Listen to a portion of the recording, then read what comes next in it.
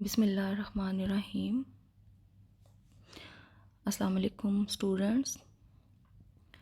Second year Akbari کی حماقتیں جو کہ اردو کا 5واں سبق ہے، اس کا ایک لیکچر میں مکمل کر چکی ہوں اور آج دوسرا اور آخری لیکچر شروع کرنے جا رہی ہوں۔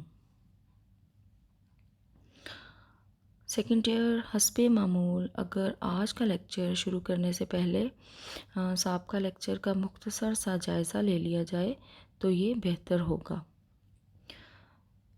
پچھلے لیکچر میں نے آپ کو مصنف اور سبق کا تعارف کروایا تھا، یعنی اس سبق کے جو مصنف ہیں وہ مولوی نذیر احمد دہلوی یا ڈپٹی نذیر احمد دہلوی ہیں، جو کہ اردو کے پہلے ناول نگار ہیں اور انہوں نے مرات العروس کے نام سے اردو کا پہلا ناول لکھا تھا۔ مولوی نذیر احمد نے اپنی ابتدائی تعلیم اپنے والد سے حاصل کی اور پھر دلی کالج سے عربی، فارسی اور ریاضی کی تعلیم مکمل کی۔ پھر انہوں نے انڈین پینل کوڈ کا ترجمہ لکھا مجموعہ تعزیرات ہند کے نام سے، جو بہت مقبول ہوا اور جس کی بنا پر وہ تحصیلدار مقرر ہوئے اور بعد میں ڈپٹی کلیکٹر کے عہدے پر فائز رہے۔ پھر نذیر احمد سر سید احمد خان کی تحریک کے ایک اہم رکن تھے اور اس تحریک کے تحت انہوں نے بہت سی اعلیٰ پائے کی تصانیف لکھیں، اور ایک قابل ذکر کارنامہ یہ تھا کہ انہوں نے قرآن پاک کا ترجمہ لکھا اور اس ترجمہ کو وہ اپنے لیے توشہ آخرت بھی سمجھتے تھے۔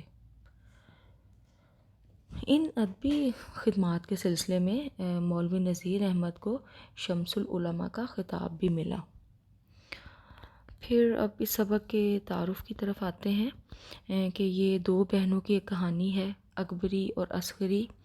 اکبری بڑی بہن کا نام ہے اور اصغری چھوٹی بہن کا۔ اکبری نے اپنی نادانی، نالائکی اور کم عقلی کی بدولت اپنا گھر بار برباد کر لیا، اور اصغری نے اپنی سمجھداری، سلیقہ شعاری اور عقل مندی سے اپنے گھر کو سنوار لیا۔ تو یہ اسٹوڈنٹس اس سابقہ لیکچر کا ایک مختصر سا جائزہ تھا، تو اب آج کا لیکچر شروع کرتے ہیں۔ سیکنڈ ایئر اب میں سبق کے خلاصے کو 4 حصوں میں تقسیم کرتے ہوئے ہر حصے کے بارے میں آپ کو تفصیل سے بتاؤں گی، تاکہ آپ ان 4 حصوں کو اسی ترتیب سے لکھ کر اپنا خلاصہ مکمل کر لیں۔ سب سے پہلے حصے کے بارے میں آپ کو تفصیل سے بتاتی ہوں۔ اس حصے میں خلاصے کے جو اہم نکات ہیں وہ میں نے لکھے ہیں، جو کہ آپ کو اسکرین پر نظر آ رہے ہوں گے۔ تو اب ہم ان نکات کو تفصیل سے بیان کرتے ہیں۔ اکبری کو اس کی نانی نے بچپن میں بہت لاڈ پیار سے پالا تھا، اور اسی لاڈ پیار کی بدولت نہ ہی اس نے کوئی سلیقہ اور کرینہ سیکھا تھا، اور بہت ہی اکھڑ مزاج کی وہ لڑکی تھی۔ اس لیے جب اس کی شادی ہوئی تو سسرال میں اسے اصلی نام کی بجائے مزاج دار کہہ کر پکارتے تھے۔ وہ بہت بیوقوف تھی، اس نے شروع میں ہی ساس سے جھگڑا شروع کر دیا اور جلدی ہی علیحدگی اختیار کر لی اور اپنے شوہر کے ساتھ الگ گھر میں رہنا شروع کر دیا۔ اس کا شوہر محمد عاقل خود تو گھر پر نہیں خود تو وہ کام پر چلا جاتا تھا، اور پیچھے سے اکبری جو ہے وہ گھر میں اکیلی ہوتی تھی، اس لیے اس نے ایک کمسن لڑکی جس کا نام زلفن تھا اس کو بطور ملازمہ رکھا ہوا تھا۔ محمد عاقل جو کہ اکبری کا شوہر تھا، اسے اکبری کے بارے میں بہت اچھی طرح سے پتہ تھا، اس لیے اس نے اسے کہہ رکھا تھا کہ آج کل شہر میں ایک کٹنی کا شور ہے۔ کٹنی کہتے ہیں ایک دھوکے باز، چلاک، مکار عورت کو۔ اس لیے اس نے اکبری سے کہا کہ وہ کسی غیر عورت کو بھی گھر میں نہ آنے دے۔ لیکن ایک روز محمد عاقل گھر پر نہ تھا، تو گلی میں ایک عورت جو ہے وہ حجن کا روپ دھار کر آ گئی اور محلے میں اس نے ایک دکان لگا لی۔ اس کے پاس مختلف قسم کے تبرکات تھے، تبرکات ہوتا ہے مقدس چیزیں، وہ ان تبرکات کے بارے میں کہتی تھی کہ یہ مکہ مدینہ کی چیزیں ہیں، اور انہی تبرکات کو دکھا کر وہ لوگوں کو اپنے جال میں پھنسا لیتی تھی۔ اور جو محلے کی لڑکیاں ہیں وہ ہر وقت اس حجن کے ارد گرد جمع رہتی تھیں۔ پھر اکبری نے جب اس حجن کے بارے میں سنا تو اس نے زلفن کو حجن کے پاس پیغام دے کر بھیجا کہ جب حجن جانے لگے تو وہ میرے گھر سے ہو کر جائے تاکہ میں بھی ان تبرکات کی زیارت کر سکوں۔ لہٰذا زلفن گئی اور حجن کو بلا لائی۔ اس کے بعد جب حجن آئی تو مزاج دار نے اس کو پیار اور محبت سے اپنے پاس بٹھایا اور اس کی خیریت دریافت کی۔ اس کے پاس جتنی چیزیں تھیں سبھی اس نے ایک ایک کر کے دیکھیں۔ اکبری کو چند چیزیں پسند آئیں، یعنی سرما اور ناد علی۔ سرما یہاں پہ کوہ طور کے سرمے کا ذکر سبق میں ملتا ہے۔ اس کے متعلق مشہور ہے کہ کوہ طور کا پہاڑ اسٹوڈنٹس مصر میں واقع ہے، اور حضرت موسیٰ علیہ السلام جو ہیں وہ اس پہاڑ پر اللہ تعالیٰ سے ہم کلام ہونے جایا کرتے تھے۔ ایک دن انہوں نے اللہ تعالیٰ سے اپنی تمنا کا اظہار کیا کہ مجھے اپنی تجلی جو ہے وہ کرواؤ۔ تو اللہ تعالیٰ نے جب اپنی تجلی جو ہے وہ دکھائی تو جو کوہ طور کا پہاڑ ہے وہ اس کی تاب نہ لا سکا اور جل کر راکھ ہو گیا، اور اسی کوہ طور کا جو سرما ہے وہ پھر مشہور ہو گیا۔ اور جو ناد علی ہے وہ حضرت علی رضی اللہ تعالیٰ عنہ سے منسوب ایک دعا ہے، جس کے متعلق یہ مشہور ہے کہ وہ ایک چھوٹے سے کاغذ کے ٹکڑے پر لکھ کر تعویذ بنا کر بچوں کے گلے میں ڈال دی جاتی ہے تاکہ ان کی حفاظت ہو سکے۔ تو یہ دونوں جو چیزیں ہیں یعنی کوہ طور کا سرما اور ناد علی، یہ دونوں چیزیں حجن نے بہت سستے داموں جو ہیں وہ اکبری کو دے دی، اور پھر ایک فیروزے کی انگوٹھی بھی اس کو بطور جو تحفہ ہے وہ دی۔ جو فیروزہ ہے وہ ایک قیمتی پتھر ہے، اور عام طور پر لوگ اس کو انگوٹھی میں جڑوا کر اسے پہننا پسند کرتے ہیں۔ اسٹوڈنٹس چونکہ حجن ایک مکار عورت تھی، وہ بیوقوف عورتوں کو باتوں ہی باتوں میں پرکھ لیتی تھی۔ اس نے اکبری کے ساتھ جب گفتگو کی تو اس کو اندازہ ہو گیا کہ یہ عورت بہت بیوقوف ہے اور وہ جلدی اس کے جال میں پھنس جائے گی۔ اس کا اندازہ اسے اس بات سے ہوا کہ جب حجن نے پوچھا کہ تمہارے ہاں کوئی بال بچہ نہیں ہے، تو اکبری نے بہت ہی درد بھری آواز میں کہا کہ ہماری قسمت ایسی کہاں۔ جب اس سے پوچھا گیا کہ شادی کو کتنا عرصہ ہوا ہے تو وہ بولی کہ ابھی برس بھی نہیں ہوا۔ تو اب حجن کو اس بات کا یقین ہو گیا کہ یہ عورت بہت جلدی اس کے جال میں پھنس جائے گی۔ پھر اگلے دن جو ہے وہ حجن اکبری کے گھر آئی اور ایک بیگم صاحبہ کا ریشمی ازار بن لے کے آئی۔ ازار بن جو ہے جس کو شلوار میں ڈالتے ہیں، عام سادہ زبان میں ہم اس کو نالا کہتے ہیں۔ تو اکبری نے جب یہ ازار بند دیکھا تو اس کو بہت پسند آیا، اور جو حجن ہے اس نے اس کو 4 آنے میں یہ دے دیا، اور جو اکبری ہے اس نے کہا کہ آئندہ بھی اگر کوئی چیز بیچنی ہو تو اسے ضرور دکھا لینا۔ پھر رات کو جب محمد عاقل گھر آیا تو اکبری نے اسے ازار بند دکھایا اور اس کے خریدنے کا سارا قصہ سنایا۔ محمد عاقل کو یہ سمجھ نہیں آ رہی تھی کہ اسے ازار بند اتنا سستا کیسے مل گیا، مگر اس نے مزاج دار کو صرف اور صرف اتنا کہا کہ دیکھو کہیں یہ مال چوری کا نہ ہو۔ اصل میں اسٹوڈنٹس یہ جو کہانی 1857 کی جنگ آزادی کے بعد کی ہے، اور 1857 کی جنگ آزادی کے بعد یہ ہوا تھا کہ لوگوں کے گھر بار لٹ گئے تھے، اور بہت جو اچھے اچھے لوگ ہیں یعنی امیر لوگ جو ہیں ان کے گھروں میں بہت زیادہ تنگی آ گئی تھی مالی لحاظ سے، تو اس لیے بہت سارے ایسے گھر تھے کہ ان کی جو بیگمات ہیں وہ گھر کا سامان بیچ کر گزارا کرتی تھی۔ تو یہ جو حجن ہے اسی طرح ہی ایک جو بیگم صاحبہ ہے وہ اس کا یہ ریشمی ازار بن لے کے آئی تاکہ اکبری کو یہ دکھا کر بیوقوف بنایا جا سکے۔ اب ہم خلاصے کے دوسرے حصے کی طرف چلتے ہیں۔ اس کے جو اہم نکات ہیں وہ بھی آپ کو اسکرین پر نظر آ رہے ہوں گے، اور اب ہم ان نکات کو بھی تفصیل کے ساتھ جو ہے وہ بیان کرتے ہیں۔ ہاں، جب حجن نے اکبری کو بہت سا سرما اور مفت میں فیروزے کی انگوٹھی دی تو جو اکبری ہے اس کو حجن کی صداقت پر خوب یقین ہو گیا۔ اس کے بعد پھر حجن نے اپنی طرف سے ایک جوڑ کر یا من گھڑت یا ایک جھوٹی یا ایک فرضی کہانی سنائی تاکہ اس بیوقوف لڑکی کو پوری طرح سے اپنے جال میں اتار لیا جائے، جس میں اس ایک فرضی ملکہ بیگم بلقیس جہانی کا قصہ سنایا جو اولاد سے محروم تھی۔ وہ کسی اللہ والے کے کہنے پر مراد کا موتی نکالنے کے لیے حج پر گئی۔ راستے میں دوران سفر سمندر میں ایک مقام پر ایک مرد درویش سے اس کی ملاقات ہوئی جو کہ کوہ حبشہ میں رہتا تھا۔ تو اس نے چند لونگے دم کر کے بیگم صاحبہ کو دیں، اور بیگم صاحبہ کو اللہ تعالیٰ نے اس فقیر کی دعا سے اوپر تلے 4 بیٹے دیے۔ یعنی یہ ایک جھوٹی کہانی حجن نے بنا کر اکبری کو سنائی تاکہ وہ اس کو مزید بیوقوف بنا سکے۔ یہاں پہ کوہ حبشہ کا ذکر آیا ہے، تو کوہ حبشہ جو ہے یہ ایک پہاڑ ہے۔ حبشہ ملک کے قریب سمندر میں ایک پہاڑ ہے، اور حضور پاک صلی اللہ علیہ وسلم کے عہد میں جب لوگوں نے حبشہ کی طرف ہجرت کی تھی تو تب حبشہ کا جو حکمران ہے وہ نجاشی تھا جو بعد میں مسلمان ہو گیا، اور جو حبشہ ہے اسے آج کل ایتھوپیا کہا جاتا ہے۔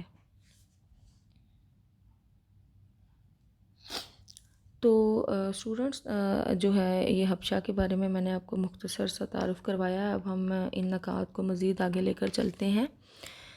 ہاں، حجن نے جب 2 لونگے اکبری کو دیں تو ساتھ ہی یہ کہا کہ دنیا میں انسانوں کا آپس میں ملنا محض اس لیے ہوتا ہے کہ ایک دوسرے سے فائدہ حاصل کریں، تو میں تم کو یہ 2 لونگے دے رہی ہوں، ان میں سے ایک لونگ کو تم نہا دھو کر اپنی چوٹی میں باندھ لینا، اور جو دوسری ہے وہ بہتر تو یہ ہے کہ تم اپنے میاں کی پگڑی میں رکھ دو، لیکن اگر تمہارے میاں اس میں شک کریں تو پھر تم پلنگ کی چادر کو تبدیل کر کے اس کے سرہانے میں ایک لونگ سی دینا، اور پھر تم ان لونگوں کا اثر آج ہی دیکھ لینا۔ اکبری نے ایسا ہی کیا، اور شام کو محمد عاقل جب گھر آیا تو اس نے گھر کو صاف ستھرا دیکھا تو بہت خوش ہوا، اور محبت امیز انداز میں وہ اکبری سے باتیں کرنے لگ گیا، اور جس سے اکبری کا لونگوں اور حجن پر اعتقاد اور زیادہ مضبوط ہو گیا، اور وہ یہ یقین کرنے لگی کہ جو محمد عاقل کے رویے میں مثبت تبدیلی آئی ہے وہ لونگوں کی وجہ سے ہے، اور یہی وجہ ہے کہ اپنی انہی بیوقوفیوں کی وجہ سے وہ بعد میں آسانی سے حجن کے جال میں پھنس گئی۔ اب اس کے بعد جو تیسرا حصہ ہے اس کی باری آتی ہے۔ اس کے جو اہم نکات ہیں وہ بھی آپ دیکھ رہی ہیں۔ تو تیسرے حصے کے بارے میں تفصیل بیان کرتی ہوں۔ دوسرے دن جو اکبری ہے اس نے خود زلفن کو بھیج کر حجن کو بلایا، اور اسے ماں بنا کر خود اس کی بیٹی بن بیٹھی، یعنی اس نے حجن کو ماں کا درجہ دے دیا، اور پھر پوچھا کہ بیگم نے کوئی اور چیز تو بیچنے کے لیے نہیں دی۔ حجن نے ایک جھوٹے موتیوں کی ایک جوڑی اسے دکھائی اور کہا کہ یہ بیگم صاحبہ کی نتھ کے موتی ہیں، اور ایک جوہری جو ہے وہ ان کے 200 روپے دے رہا تھا، مگر وہ 50 میں لائی ہے اور اکبری کو اتنے ہی میں دے دے گی۔ مزاج دار نے کہا کہ اس کے پاس 50 روپے نقد تو نہیں ہیں، تو اس پر حجن نے اسے مشورہ دیا کہ وہ اپنی پہنچیاں بیچ کر خرید لے۔ پہنچیاں اسٹوڈنٹس ایک زیور ہے جو کہ ہاتھ میں کلائی میں چوڑی کے طور پر یا بریسلٹ کے طور پر پہنتے ہیں۔ تو ساتھ ہی حجہ نے اسے کہا کہ وہ پہنچیاں بیچ کر اسے خرید لے، کیونکہ ایسا سودا پھر نہیں ملے گا۔ تو اکبری نے فوراً اپنے زیورات کا صندوقچہ نکالا اور حجن کو پہنچیاں نکال کر دے دیں۔ حجن نے جب اکبری کے زیورات دیکھے تو اس کی آنکھیں پھٹی کی پھٹی رہ گئیں، اور اس نے کہا کہ بیٹی دیکھو تمہارے زیورات کتنے میلے اور خراب ہو رہے ہیں، تو انہیں صاف کرواؤ اور جو گلے کے زیورات ہیں ان میں نئی ڈوریاں ڈلواؤ تاکہ یہ چمک اٹھیں۔ تو اکبری نے بتایا کہ عاقل کے پاس تو اتنا وقت نہیں کہ وہ انہیں صاف کروا دے یا ان کو دھلوا دے۔ تو یہ سن کر حجر نے کہا کہ یہ کون سا کوئی بڑا کام ہے، اگر تم کہو تو میں انہیں دھلوا دیتی ہوں۔ تم زلفن کو میرے ساتھ بھیج دینا، یہ سنار کی دکان پر بیٹھی رہے گی اور میں تمہارا کام کروا دوں گی۔ تو اکبری نے زیورات کا جو صندوقچہ ہے وہ بغیر سوچے سمجھے فوری طور پر اسے دے دیا اور زلفن کو اس کے ساتھ بھیج دیا۔ راستے میں جو حجن ہے اس نے زلفن سے کہا کہ ناک کی جو کیل ہے میں تو پاندان کے ڈھکنے پر ہی بھول آئی ہوں، تو ذرا بھاگ کر گھر جاؤ اور وہ کیل اٹھا کر لے آؤ۔ یعنی جو حجن ہے اس نے زلفن کو بہانے سے گھر بھجوا دیا۔ پھر چوتھا حصہ آتا ہے جو کہ تیسرے حصے کے ساتھ ہی جو ہے اس کا مسلسل بیان ہو رہا ہے، یعنی تیسرے حصے کے بعد یہ چوتھے حصے کا جو بیان ہے وہ ایک اس میں تسلسل ہے۔ پھر جب جو ہے زلفن ہے وہ ناک کی کیل لینے کے لیے گھر آئی تو مزاج دار نے اسے بتایا کہ اس کے پاس تو ناک کی کیل ہے ہی نہیں، اور پھر اس کا جو ماتھا ہے وہ ٹھنکا۔ ماتھا ٹھنکا کا کیا مطلب کہ اسے اس بات کا شک ہوا، شبہ ہوا کہ کہیں حجن غائب نہ ہو جائے۔ تو اس نے زلفن کو دوڑایا مگر حجن زیورات لے کر غائب ہو چکی تھی، اور جو کٹنی ہے اس کا کہیں بھی سراغ نہ ملا۔ لوگوں نے بہت اس کٹنی کا پیچھا کیا، لیکن وہ کٹنی جو ہے وہ زیورات لے کر غائب ہو گئی، اور یوں اکبری اپنے زیورات سے محروم ہو گئی۔ پھر رات کو جب محمد عاقل گھر آیا اور اس کو زیورات کے لوٹنے کا پتہ چلا تو ان دونوں میاں بیوی میں خوب لڑائی جھگڑا ہوا، اور حجن کی دوسری وارداتوں کا بھی پتہ چلا کہ اس نے اور بھی بہت سارے لوگوں کے ساتھ یہ دھوکے بازی کی ہے، اور اسے بہت ڈھونڈا گیا مگر وہ کہیں نہ ملی۔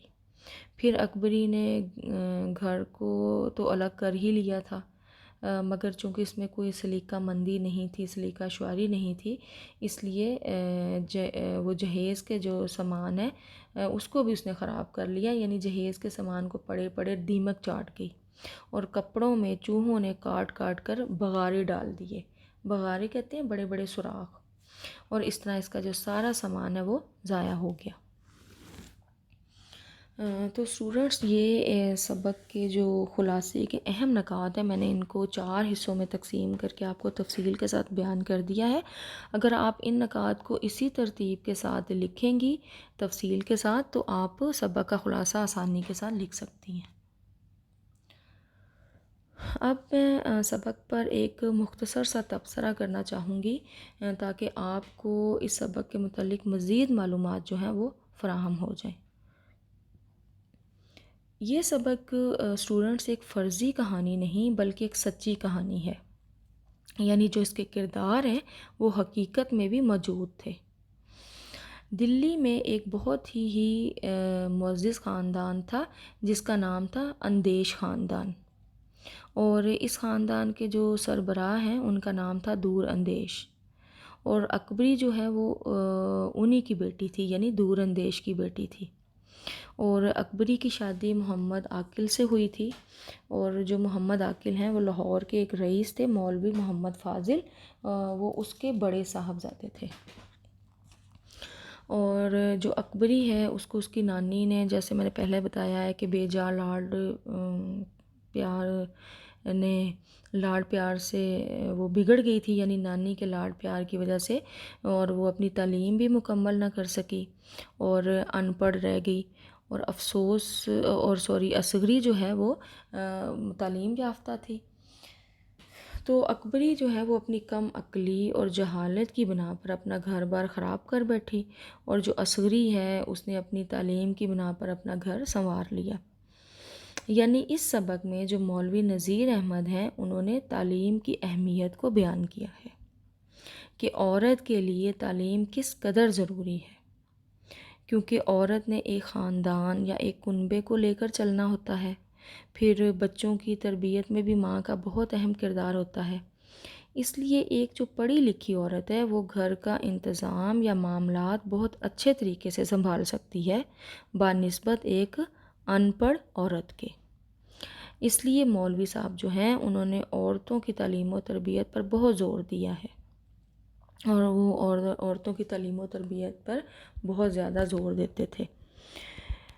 اور یہ ناول جو ہے یہ اصل میں مولوی صاحب نے اپنی بیٹی کے لیے لکھا تھا اور اسے جہیز میں تحفہ دیا تھا، جسے بہت پسند کیا گیا۔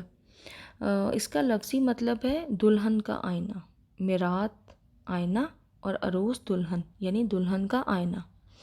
پھر بعد میں اس ناول کی شہرت کی وجہ سے انگریز حکومت نے اس کو کتاب کی صورت میں شائع کرنے کا حکم دیا، اور یہ 1869 میں شائع ہوا۔ اس ناول پر مولوی نذیر احمد کو بہت سے انعام و کرام سے نوازا گیا، اور بعد میں پھر اس ناول نے معاشرے کی جو دوسری بیٹیاں ہیں ان کی بھی تعلیم و تربیت میں بہت اہم کردار ادا کیا۔ تو اسٹوڈنٹس یہ ایک سچی کہانی ہے، یعنی اس کہانی کے تمام کردار جو ہیں وہ معاشرے میں موجود تھے، اور یہ جو کردار ہیں یہ اسم با مسمہ ہے۔ اسم با مسمہ یعنی ان کے ناموں کے مطابق ان میں صفات موجود ہیں۔ مثلا اکبر کا مطلب ہے بڑا، اور اکبری یہاں پہ بڑی بیٹی تھی۔ پھر اصغر کا مطلب چھوٹا اور اصغری چھوٹی بیٹی ہے۔ پھر محمد عاقل کا مطلب یعنی عاقل کا مطلب عقل مند، تو عاقل بہت ہی شریف اور عقل مند انسان تھا۔ یعنی یہ جو ناول ہے اس کے تمام کردار اسم با مسمہ ہیں۔ تو اب جو گھر کے کام کے طور پہ میں آپ کو یہ کہنا چاہتی ہوں، گھر کے کام سے پہلے میں آپ کو مرکزی خیال کے بارے میں بتا دوں۔ اس سبق کا جو مرکزی خیال ہے وہ یہ ہے کہ جو بچیاں ہیں یا جو لڑکیاں ہیں ان کو لاڈ اور پیار سے بالکل بھی نہیں بگاڑنا چاہیے، بلکہ انہیں گھرداری، سلیقہ اور کوئی ہنر سکھانا چاہیے۔ لالچ سے پھر بچنا چاہیے۔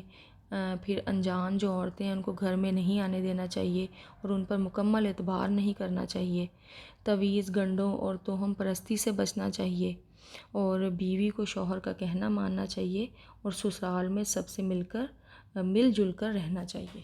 تو یہ سبق کا ایک مرکزی خیال ہے۔ اب گھر کے کام کے طور پر میں آپ کو باقی سبقوں کی طرح یہ کہوں گی کہ اسے پڑھیں، یعنی ریڈنگ اس کی کریں، اور جو باتیں سمجھ میں نہ آئیں وہ آپ واٹس ایپ گروپ میں پوچھ سکتی ہیں۔ اب اسٹوڈنٹس میں اپنے لیکچر کا اختتام ایک جو ہے خوبصورت قول ہے مولوی نذیر احمد دہلوی کا، اس کے ساتھ کروں گی۔